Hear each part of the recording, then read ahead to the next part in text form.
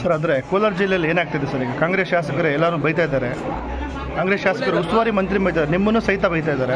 ನನ್ನ ಹೆಸರಿಟ್ಟು ಬೈದ್ರೆ ನಾನು ಜಾಡ್ಸ್ ಹಾಕ್ಬಿಡ್ತೀನಿ. ಯಾರಾದ್ರೂ ನಾನು ಕೇರೆ ಮಾಡೋದು ಅಲ್ಲ ಸರ್, ಯಾರನ್ನೂ ಕೇರ್ ಮಾಡೋದು. ನನ್ನ ಹೆಸರಿಟ್ಟು ಯಾರಾದ್ರೂ ಮಾತಾಡಿದ್ರೆ ಹೇಳ್ರಿ, ಅವ್ರು ಬಂಡವಾಳ ವಿಡಿಯೋಸು, ರೆಕಾರ್ಡ್ಸು, ಆಡಿಯೋಸು ಎಲ್ಲವನ್ನು ಎತ್ತು ಗೋಳಿಗೆ ಬಿಟ್ಬಿಡ್ತೀನಿ. ನನ್ನ ಹೆಸರು ಯಾರಾದ್ರೂ ಎತ್ತು ಮಾತಾಡಿದ್ರೆ ಅವ್ರು ಹೇಳಿ ನನ್ನ ಹೆಸರು, ಆಮೇಲೆ ನಾನು ತೋರಿಸ್ತೀನಿ ಏನು ಅಂತ. ಅಲ್ಲ ಸರ್, ನಿಮ್ಗೆ ಇನ್ನೂ ಕ್ಲಾರಿಟಿ ಇದ್ದಂಗಿಲ್ಲ ವಿಚಾರದಲ್ಲಿ. ಅಲ್ಲ ಸರ್, ಉಸ್ತುವಾರಿ ಮಂತ್ರಿಗಳು ಅಲ್ಲ ಸರ್, ಈಗ ರೂಪಾ ಶಶಿಧರ್ ಅವರು SN ಅವರು ಒಟ್ಟಿಗಿದ್ದಾರೆ. ಇನ್ನಿಬ್ರು ಉಳಿದಿರೋದು ನೀವು ಮತ್ತೆ ನಂಜೇಗೌಡ ಅವರು ಇಬ್ರು ಉಳಿದಿದ್ರು ಅಷ್ಟೇ. ಅದನ್ನ ಕ್ಲಾರಿಟಿ ಸಿಕ್ಕಿಲ್ಲ ನೀವೇ ಅಂತ ಅಂದ್ಬಿಟ್ಟು ನಿಮಗೆ ಅಂತ.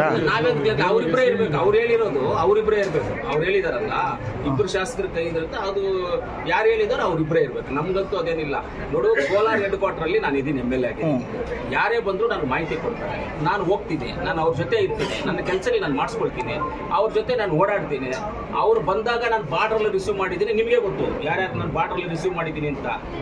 ಹೋದ್ಸಲಿ ದಿನೇಶ್ ಗುಂಡೂರಾವ್ ಅವ್ರು ಬಂದ್ರು, ಬಾರ್ಡರ್ಲಿ ರಿಸೀವ್ ಮಾಡ್ಕೊಂಡು ಕರ್ಕೊಂಡೋಗಿ ನಾನು ಬಂಗಾರಪೇಟೆ ಬಾರ್ಡರ್ಲಿ ಬಿಟ್ಬಿಟ್ಟು ಬಂದೆ ದಿನೇಶ್ ಗುಂಡೂರಾವ್ ಅವ್ರನ್ನ.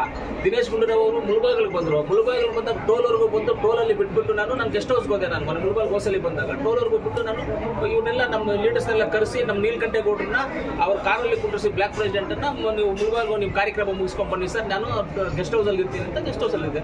ಅದು ಕೋಲಾರ ಹೆಡ್ ಕ್ವಾರ್ಟರ್ MLA ಆಗಿ ನನ್ನ ಜವಾಬ್ದಾರಿ, ನನ್ನ ಇದು ನಮ್ಮ ಮಂತ್ರಿಗಳು ಬಂದಾಗ, ನಮ್ಮ ಪಕ್ಷದ ಯಾರೇ ಹಿರಿಯ ನಾಯಕರು ಬಂದಾಗಲೂ ನಾನು ರಿಸೀವ್ ಮಾಡ್ಕೊಳ್ಳೋದು ಕೋಲಾರದಲ್ಲಿ ನಾನು ಜವಾಬ್ದಾರಿ ಆಗಿದೆ. ನಾನು ರಿಸೀವ್ ಮಾಡ್ಕೊಳ್ತೀನಿ. ಮುಂದಕ್ಕೂ ಇವಾಗ ಏನ್ ಮಾಡ್ತಾ ಇದ್ದೀನಿ ಅದನ್ನೇ ಕಂಟಿನ್ಯೂ ಮಾಡಿ. ಅಲ್ಲ, ಮೇಧಾವಿಗಳು ಹೇಳ್ದಂಗೆ ಕೇಳ್ತಾ ಇದ್ದಾರೆ, ಅದರಿಂದ ಏನು ಒಳ್ಳೇದಾಗಲ್ಲ. ಇಬ್ರು ಶಾಸಕರು ಮೇಧಾವಿಗಳಿದ್ದಾರೆ, ಅವ್ರ ಮಾತು ಕೇಳ್ಕೊಂಡು ಜಿಲ್ಲಾ ಉಸ್ತುವಾರಿ ಮಂತ್ರಿ. ನನಗಿಂತ ಮೇಧಾವಿಗೆ ಯಾರು ಇಲ್ಲ ಅಂತ ನನಗೆ ಅನ್ಕೊಳ್ತೀನಿ. ನನಗೆ ಹೇಳ್ಕೊಡುವಂಥದ್ದು ಯಾರು ಇಲ್ಲ. ನನಗೆ ಯಾರು ಹೇಳ್ಕೊಟ್ರು ಹೇಳೋದೇ ಇಲ್ಲ. ನನಗಿಂತ ಮೇಧಾವಿಗಳು ಇದ್ದಾರೆ ಅಂತ ನಾನು ಅನ್ಕೊಳ್ಳೋದಿಲ್ಲ, ಇರ್ಬೋದು. ಅಲ್ಲ ಸರ್, ಬಜೆಟ್ ಬಗ್ಗೆ ಚರ್ಚೆ ಮಾಡ್ಲಿಕ್ಕೆ ಶಾಸಕರನ್ನ ಅವರು ವಿಶ್ವಾಸಕ್ಕೆ ತಗೋಬೇಕಲ್ವಾ ಉಸ್ತುವಾರಿ ಮಂತ್ರಿಗಳು? ಯಾರು ಬೈತು ಸುರೇಶ್ ಅವರು ಯಾರಿಗೆ ಎಲ್ರಿಗೂ ಹೊಟ್ಟೆ ನೋವು ಯಾರಿಗೆ ನೋವು? ನನಗೆ ಹೊಟ್ಟೆ ನೋವು ಇದ್ದು ನಿನಗೆ ಟ್ಯಾಬ್ಲೆಟ್ ಕೊಟ್ಟರೆ ಆಗುತ್ತೆ ಏನದು? ಆಗಲ್ಲ ಸರ್. ನನ್ನ ಕಾನ್ಸ್ಟಿಟ್ಯೂನ್ಸಿಗೆ ಏನು ಪ್ರಾಬ್ಲಮ್ ಇದೆ ಅಂತ ಡಿಸ್ಟ್ರಿಕ್ಟ್ ಮಿನಿಸ್ಟರ್ ಹೋಗ್ಬೇಕಾಗಿರೋ ಜವಾಬ್ದಾರಿ ನಂದು. ಜನ ಓಟ್ ಹಾಕಿರೋದು ಏನಕ್ಕೆ? ನನಗೆ ಸುತ್ತಾಡ್ಕೊಂಡು ಅರಟೆ ಹೊಡ್ಕೊಂಡಿರೋದಕ್ಕೆ ಜನ ಓಟ್ ಹಾಕಿರೋದು. ಜನ ಓಟ್ ಹಾಕಿರೋದು ಬಂದ್ಬಿಟ್ಟು ಸುತ್ತಾಡ್ಕೊಂಡು ಜನಗಳ ಹತ್ರ ಮಾತಾಡ್ಕೊಂಡು ಅಟ್ಟೆ ಹೊಡ್ಕೊಳಕ್ಕೆ ಇಲ್ಲ ಹಾಕಿರೋದು.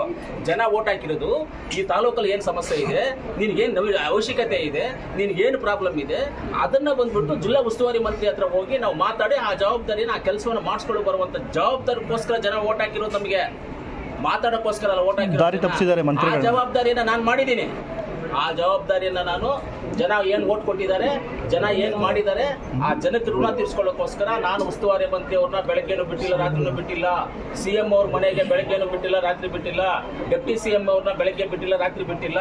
ಅವ್ರ ಹಿಂದೆ ಬಿದ್ದು ಕಾಲುಗಳು ಹಿಡ್ಕೊಂಡು ಕೈಗಳು ಹಿಡ್ಕೊಂಡು ನನ್ಗೆ ಏನ್ ಬೇಕು ಆ ಕೆಲಸವನ್ನು ನಾನು ಮಾಡಿಸ್ಕೊಳ್ತಾ ಇದ್ದೀನಿ. ನಮ್ಮ ಮನೆಯಲ್ಲಿ ಪ್ರಾಬ್ಲಮ್ ಬೇರೆಯವ್ರಿಗೆ ಹೆಂಗ್ ಗೊತ್ತಾಗುತ್ತೆ? ನಾನು ಹೇಳೋದು ಕೇಳ್ಬಿಡ್ರಿ. ನಮ್ಮ ಮನೆಯಲ್ಲಿ ಬೇರೆಯವ್ರಿಗೆ ಹೆಂಗ್ ಗೊತ್ತಾಗುತ್ತೆ? ಉಸ್ತುವಾರಿ ಮಂತ್ರಿನ ಅಲ್ಲ ಸರ್, ನಮ್ಮ ಮನೆಯಲ್ಲಿರೋ ಪ್ರಾಬ್ಲಮ್ ಬೇರೆಯವ್ರಿಗೆ ಗೊತ್ತಾಗೋದಿಲ್ಲ. ನಮ್ಮ ಕಾನ್ಸ್ಟಿಟ್ಯೂನ್ಸಿ ಏನು ಪ್ರಾಬ್ಲಮ್ ಇದೆಯೋ ಅದನ್ನ ಉಸ್ತುವಾರಿ ಮಂತ್ರಿಗಳ ಹತ್ರ ಕುತ್ಕೊಂಡು ನಾವು ಮಾತಾಡುವಂತ ನಮ್ಮ ಜವಾಬ್ದಾರಿ. ಉಸ್ತುವಾರಿ ಮಂತ್ರಿಗಳು ನಮ್ಗೆಲ್ಲಾ ಸಂದರ್ಭದಲ್ಲೂ ಎಲ್ಲಾ ವಿಷಯದಲ್ಲೂ ನಮಗೆ ಸಹಕರಿಸಿದ್ದಾರೆ. ಅವ್ರು ಎಲ್ಲಾ ರೀತಿಯದೆಲ್ಲ ಸಹಕಾರ ಮಾಡಿದ್ದಾರೆ. ಇವತ್ತು ಎಲ್ಲರೂ ಹೇಳ್ಕೋಬಹುದು, ಇವತ್ತು ಕೋಲಾರ್ಗೆ ಬಜೆಟ್ ಅಲ್ಲಿ ಬಂದ್ಬಿಟ್ಟು ಮೆಡಿಕಲ್ ಕಾಲೇಜ್ ಅನೌನ್ಸ್ ಆಗುತ್ತೆ. ನಿಮ್ಗೆಲ್ಲರಿಗೂ ಗೊತ್ತೋದು, ನಿಮ್ಗೆ ಆಲ್ರೆಡಿ ಮಾಹಿತಿ ಇದೆ, ನಿಮ್ಗೆಲ್ಲರಿಗೂ ಪತ್ರಕರ್ತರಿಗೆ ಮಾಧ್ಯಮಿಕರಿಗೆ ಎಲ್ಲರ ಮಧ್ಯೆ. ಯಾಕಪ್ಪ ಇಷ್ಟು ದಿವಸ ಆಗಿದೆ ಸ್ವಾತಂತ್ರ್ಯ ಬಂದಿದೆ? ಚಿಕ್ಕಬಳ್ಳಾಪುರ ಜಿಲ್ಲೆ 2008ರಲ್ಲಿ ನಮ್ಮ ಅವಿಭಾಜ್ಯ ಜಿಲ್ಲೆ, ನಮ್ಮ ಜಿಲ್ಲೆ ಅದು ಮೊನ್ನೆ 2008ರಲ್ಲಿ ಚಿಕ್ಕಬಳ್ಳಾಪುರ ಜಿಲ್ಲೆ ಆಗಿದ್ದು ಮೆಡಿಕಲ್ ಕಾಲೇಜ್ ಆಗಾಯ್ತು. ಯಾಕೆ ಕೋಲಾರ್ಗೆ ಇಷ್ಟು ದಿವಸ ಮೆಡಿಕಲ್ ಕಾಲೇಜ್ ಆಗಿಲ್ಲ? ಯಾರು ಪ್ರಯತ್ನ ಮಾಡಿಲ್ವಾ? ಇವತ್ತು ಬಜೆಟ್ ಅಲ್ಲಿ ಅನೌನ್ಸ್ ಆಗುತ್ತೆ ಕೋಲಾರ ಮೆಡಿಕಲ್ ಕಾಲೇಜ್ ಆಗುತ್ತೆ, ಕೋಲಾರ ರಿಂಗ್ ರೋಡ್ ಅನೌನ್ಸ್ ಆಗುತ್ತೆ. ಅದಕ್ಕೆ ಎಷ್ಟು ಕಷ್ಟಪಟ್ಟಿದ್ದೀವಿ ಅಂತ ಹೇಳಿದ್ರೆ ಅಷ್ಟು ಕಷ್ಟಪಟ್ಟಿದ್ದೀವಿ. ಆ ಕಷ್ಟಕ್ಕೆ ಆ ರಿಂಗ್ ರೋಡ್ ಆಗಬೇಕು, ಕೋಲಾರ ಮೆಡಿಕಲ್ ಕಾಲೇಜ್ ಆಗಬೇಕು ಅಂದ್ರೆ ನಮ್ಮ ಉಸ್ತುವಾರಿ ಮಂತ್ರಿಗಳಾದಂಥ ಸುರೇಶ್ ಅಣ್ಣವರು, ನಜೀರ್ ಅಣ್ಣವರು, ಅದೇ ರೀತಿಯಲ್ಲಿ ಕೃಷ್ಣ ಬೈರೇಗೌಡರು, ನಾವು ಸೇರಿಕೊಂಡು, ಸುಧಾಕರ್ ಸೇರಿಕೊಂಡು, ನಂಜೇಗೌಡರು ಸೇರಿಕೊಂಡು ಇಷ್ಟು ಜನ ಹೋಗಿ ಮೀಟಿಂಗ್ ಮಾಡಿ ಎಷ್ಟು ರಾತ್ರಿಗಳು ಓಡಾಡಿ ಮಾಡಿದ್ದೀವಿ ಕೆಲಸ. ನನ್ನ ಕಾನ್ಸ್ಟಿಟ್ಯೂನ್ಸಿನಲ್ಲಿ ಏನು ಪ್ರಾಬ್ಲಮ್ ಇದೆ ಅಂತ ನಾವು ಉಸ್ತುವಾರಿ ಮಂತ್ರಿಗಳಿಗೆ CM ಗಮನಕ್ಕೆ ತಂದು ನಮ್ಮ ಜವಾಬ್ದಾರಿ. ವಿಶ್ವಾಸಕ್ಕೆ ತಗೊಂತ ಇಲ್ಲ ಯಾರು ಕೇಳ್ಬೇಕು ನೀವು ಸರ್? ಅವರು ನಮಗೂ ನೋವಿರೋದ್ರಿಂದ ನಾವು ಹೋಗ್ಬೇಕಪ್ಪ ಉಸ್ತುವಾರಿ ಮಂತ್ರಿಗಳಿಗೆ. ನಮ್ಮ ತಾಲೂಕಲ್ಲಿ ಎಲ್ಲಿ ರೋಡ್ ಹಾಕ್ಬೇಕು, ಎಲ್ಲಿ ಏನ್ ಹಾಕ್ಬೇಕು ಏನ್ ಗೊತ್ತಿರುತ್ತೆ ಅವ್ರಿಗೆ. ಅವ್ರಿಗೆ ನಾವು ತಿಳಿಸ್ಬೇಕು, ಅಣ್ಣ ಈ ತರ ಇದೆ, ಹಿಂಗಿದೆ ಅಣ್ಣ, ಇದನ್ನ ಮಾಡ್ಬೇಕು ಅನ್ನೋದನ್ನ ನಾವು ತಿಳಿಸ್ಬೇಕು ಉಸ್ತುವಾರಿ ಮಂತ್ರಿಗಳು. ಉಸ್ತುವಾರಿ ಮಂತ್ರಿಗಳು ತಿಳಿಸುವಂತ ಜವಾಬ್ದಾರಿ ಕೂಡ ಇರ್ಬೇಕು ನಮಗೆ. ಆ ಜವಾಬ್ದಾರಿ ತಗೊಂಡು ಅವ್ರಿಗೆ ಹೇಳ್ಬೇಕು. ಬೇರೆದೇನು ದೇವ್ರು ಬಂದ್ಬಿಟ್ಟು ಅವ್ರ ಕಿವಿನಲ್ಲಿ ಹೇಳಲ್ಲ ಅವ್ರಿಗೆ ನಮ್ಗೆ ಇಂಥ ಪ್ರಾಬ್ಲಮ್ ಇದೆ, ಅವ್ರನ್ನ ಮಾತಾಡಿ ನೀವು ಹೋಗಿ. ಸರ್, ಅದೇ ಸರ್, ಉಸ್ತುವಾರಿ ಮಂತ್ರಿಗಳನ್ನ ಒಂದು ರಿಕ್ವೆಸ್ಟ್ ಮಾಡಬೇಕಂತ ಎಲ್ಲ ಒಂದು ಸಭೆ ಕರೆದು ಏನ್ ಬೇಕು ಏನ್ ಬೇಡ ಅಂತ ಜಿಲ್ಲೆ ಅಭಿವೃದ್ಧಿ ಬಗ್ಗೆ ಚರ್ಚೆ ಮಾಡಬೇಕು ಅಲ್ಲಲ್ಲ, ಬೇರೆ ಎಲ್ಲ ವಿಚಾರಕ್ಕೂ ಉಸ್ತುವಾರಿ ಮಂತ್ರಿ ಹತ್ರ ಹೋಗಕ್ಕಾಗುತ್ತೆ, ಕೆಲಸ ಮಾಡ್ಕೊಳಕ್ಕಾಗುತ್ತೆ. ಟ್ರಾನ್ಸ್ಫರ್ಗಳು ಮಾಡಕ್ಕೆ ಉಸ್ತುವಾರಿ ಮಂತ್ರಿ ಹತ್ರ ಹೋಗಕ್ಕಾಗುತ್ತೆ, ಕೆಲಸ ಮಾಡ್ಕೊಳಕ್ಕಾಗುತ್ತೆ. ಯಾರು DC ಬರಬೇಕು, ಯಾರು ADC ಬರಬೇಕು, ಯಾರು AC ಬರಬೇಕು, ಯಾರು ಜಿಲ್ಲಾ ಅಧಿಕಾರಿಗಳು ಬರಬೇಕು, ಹೋಗಕ್ಕಾಗುತ್ತೆ, ಕೆಲಸ ಮಾಡ್ಕೊಳಕ್ಕಾಗುತ್ತೆ. ಬಜೆಟ್ ಬರ್ತಾ ಇರುತ್ತೆ, ಇಡೀ ದೇಶಕ್ಕೆ ಗೊತ್ತಿದೆ ಯಾವಾಗ ಬಜೆಟ್ ಮಾಡ್ತಾರೆ ಮುಖ್ಯಮಂತ್ರಿಗಳು ಅಂತ. ಅದಕ್ಕೂ ಹೋಗ್ಬೇಕಪ್ಪ, ತಪ್ಪೇನಿದೆ ಇದ್ರಲ್ಲಿ ಹೋದ್ರೆ? ಇಷ್ಟ ಏನಿದೆ ಇದರಲ್ಲಿ? ಮತ್ತೆ KDP ಸಭೆ ಬರಲ್ಲ ಅವರು, ಅದೆಲ್ಲ ನೀವ್ ಹೇಳ್ಬೇಕು, ನೀವು ಕೇಳ್ಬೇಕು. KDP ಸಭೆ ಯಾರಿಗೋಸ್ಕರ ಮಾಡೋದು? KDP ಸಭೆ 3 ತಿಂಗಳಿಗೊಮ್ಮೆ ಮಾಡೋದು. ಸರ್ಕಾರದ ಯೋಜನೆಗಳನ್ನ ಏನು ಅಧಿಕಾರಿಗಳು ಹಂತದಲ್ಲಿ ಏನು ಅನುಷ್ಠಾನ ಆಗ್ತಾ ಇದೆಯಾ ಇಲ್ವಾ, ಉಪಯೋಗ ಆಗ್ತಾ ಇದೆಯಾ ಇಲ್ವಾ ಅಂತ ಅದಕ್ಕೆ ಬರಲಿಲ್ಲ ಅಂದ್ರೆ ನಾವೇನ್ ಮಾಡೋದು? ಸರ್, DCC ಬ್ಯಾಂಕ್ ಚುನಾವಣೆ ಆಗದಿರೋದಕ್ಕೆ ಕೆಲವರು ಕಾರಣ ಇದ್ದಾರೆ ನಮ್ಮ ಜಿಲ್ಲೆಯವರು ಅಂತ ರೂಪಾ ಶಶಿಧರ್ ಹೇಳಿದ್ದಾರೆ. ಅದಕ್ಕೆ ಏನು ಹೇಳ್ತಾರೆ ನೀವು? ಶಾಸಕರು ಅಧಿಕಾರದಲ್ಲಿರೋರು ಅಂತ. ಹಾಂ ಸರ್. ಹಾಂ ಸರ್. DCC ಬ್ಯಾಂಕು ಚುನಾವಣೆ ಆಗೋದಕ್ಕೆ ಅಡ್ಡಗಾಲ ಹಾಕಿರೋದು ಯಾರು? ಚೆನ್ನಾಗಿ ಅರ್ಥ ಮಾಡ್ಕೊಳ್ಳಿ, ನಾನು ಹೇಳ್ತೀನಿ, ಕ್ಲೀನಾಗಿ ಅರ್ಥ ಮಾಡ್ಕೊಳ್ಳಿ. DCC ಬ್ಯಾಂಕ್ಗೆ ಎನ್ಕ್ವೈರಿ ಮಾಡೋಕ್ಕೆ ಅಂತ ಸರ್ಕಾರದಿಂದ ಒಂದು ಆದೇಶ. ಏನು ಎನ್ಕ್ವೈರಿ ಮಾಡಿ? ಎನ್ಕ್ವೈರಿಗೆ ಯಾರನ್ನಾದ್ರೂ ಒಬ್ಬನ ಅಪಾಯಿಂಟ್ ಮಾಡಿದಾಗ ಅದ್ರ ಮೇಲೆ ಹೋಗಿ ಸ್ಟೇ ತರ್ತಾರೆ. ಯಾವುದ್ರ ಮೇಲೆ? ಎನ್ಕ್ವೈರಿಗೆ ಒಂದು ಮನುಷ್ಯನ ಹಾಕ್ತಾರಲ್ಲ, ಯಾರೋ ಒಂದು ಆಫೀಸರ್ನ ಹಾಕ್ತಾರೆ, ಅದ್ರ ಮೇಲೆ ಸ್ಟೇ ತರ್ತಾರೆ. DCC ಬ್ಯಾಂಕ್ಗೆ ಒಂದು MD ಹಾಕಿದ್ರೆ ಆ MD ಬೇಡ ನಮಗೆ ಅಂತ MD ಮೇಲೆ ಹೋಗಿ ಕೋರ್ಟಲ್ಲಿ ಒಂದು ಸ್ಟೇ ತರ್ತಾರೆ, ಆ MD ಬರಬಾರ್ದು ಅಂತ. 19 DCC ಬ್ಯಾಂಕ್ಗೆ ಸಂಬಂಧಪಟ್ಟಂಗೆ 19 ಸ್ಟೇಗಳಿದೆಯಪ್ಪ. ಯಾರು ತೊಗೊಂಡಿರೋದು ಆ ಸ್ಟೇಗಳೆಲ್ಲ? ನಾನಾ? ಅನಿಲಣ್ಣ? ಸುರೇಶ್ ಅಣ್ಣ? ಸುರೇಶ್ ಅಣ್ಣ ತಗೊಂಡವ್ರ? ನಂಜೇಗೌಡ ತಗೊಂಡವ್ರ? ಯಾರು ತಗೊಂಡಿದ್ದಾರೆ ಸ್ಟೇ ತಗೊಂಡಿರೋದು ಯಾರು? ನೀವು ಎಲ್ಲರಿಗೂ ಹಾಕಿ 19 ಸ್ಟೇಗಳು ತಗೊಂಡಿದ್ದಾರೆ. ಏನಕ್ಕಪ್ಪ ನೀವು ಒಳ್ಳೆಯವರಾದ್ರೆ ಯಾಕೆ ಸ್ಟೇ ತಗೊಂಡಿದ್ದೀರಾ ನೀವು?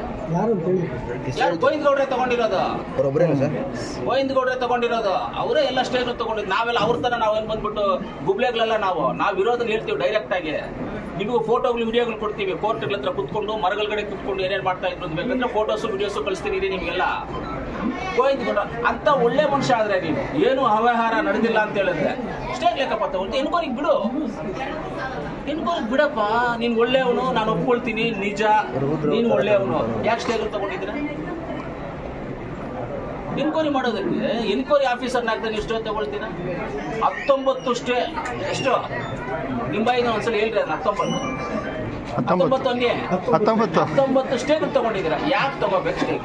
ಹಂಗೆ ನೀವು ಎನ್ಕ್ವೈರಿ ಮಾಡೋದು. ಎನ್ಕ್ವೈರಿ ಆಫೀಸರ್ ಆಗ್ತಾಗ ಎನ್ಕ್ವೈರಿ ಆಗಲಿ. ನೀವು ತಪ್ಪು ಮಾಡಿಲ್ಲ, ಎಸ್ ರೈಟ್ ಅಕ್ಸೆಪ್ಟೆಡ್, ನೀವು ತಪ್ಪು ಮಾಡಿಲ್ಲ, ಎನ್ಕ್ವೈರಿ ಮಾಡಲಿ ಬಿಡಿ.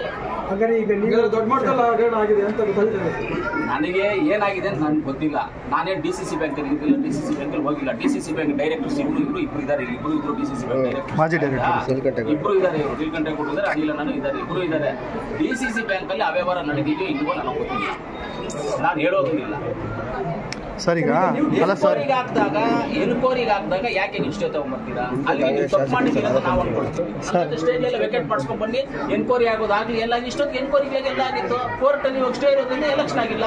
ಈಗ ಸೇಮ್ ಕ್ವಶನ್ ಕೋಮಲ್ಗೆ ಪ್ರಶ್ನೆ ಮಾಡ್ತಾರೆ. ಯಾರು? ಕೋಮಲಲ್ಲಿ ಕೂಡ ಹಗರಣಗಳಾಗಿ ತನಿಖೆ ಮಾಡಿಸಿ ಅಂತ SN ಕೇಳ್ತಾ ಇದ್ದಾರೆ ಸರ್. ಮಾಡ್ಲಿ ತನಿಖೆ. ಯಾರು ಕೋಮಲಲ್ಲಿ ತನಿಖೆ ಆಗಬಾರ್ದು ಅಂತ ಯಾರಾದ್ರೂ ಸ್ಟೇ ತಗೊಂಡಿದ್ದಾರ? ಕೋರ್ಟ್ಗೆ ಹೋಗಿದ್ದಾರ? ತನಿಖೆ ವಿಚಾರ ಕೋರ್ಟ್ಗೆ ಹೋಗಿಲ್ಲ. ಯಾರು ಹೋಗೋದು ಬಿಟ್ಬಿಡಿ. ಹೋಗ್ತಾನೂ ಇಲ್ಲ. ತನಿಖೆ ಆಗ್ಲಿ. ನಾವು ಒತ್ತಾಯ ಮಾಡ್ತೀವಿ. ಕೋಮಲೆಲ್ಲನಾದ್ರೂ ಅವ್ಯವಹಾರ ನಡೆದಿದ್ದರೆ ತನಿಖೆ ಆಗಬೇಕು. ಆ ತನಿಖೆ ಆಗಿ ಅದನ್ನ ಯಾರು ತಪ್ಪು ಮಾಡಿದ್ರೆ ಅವ್ರು ಅನುಭವಿಸಬೇಕು ಅಂತ ನಾವು ಹೇಳ್ತೀವಿ. ಸರ್, ಈಗ ಹೌದು, ಎರಡೂ ಆಗಲಿ. ಯಾವ್ದಾಗ್ಲಿ ಸರ್, ನಮ್ಮ ಸಮಸ್ಯೆ ರೀ, ನಮ್ಮ ಜನ ಸಮಸ್ಯೆ ರೀ, ನಮ್ಮ ರೈತರ ಸಮಸ್ಯೆ ರೀ. ಎರಡು DCC ಬೇಕು. ಎರಡು ನಮ್ಮ ರೈತರ ರಕ್ತ, ರೈತರ ಕಷ್ಟ ಕಟ್ಟಿರೋದು ಸಮಸ್ಯೆಗಳನ್ನ ಬೆವರಲ್ಲಿ ಕಟ್ಟಿರೋದು. ಯಾರೇ ತಪ್ಪು ಮಾಡಿದ್ರು ಆ ರಾಮಲಿಂಗೇಶ್ವರ ಸ್ವಾಮಿ ಹತ್ರ ಕೇಳ್ಕೊಳ್ತೀನಿ.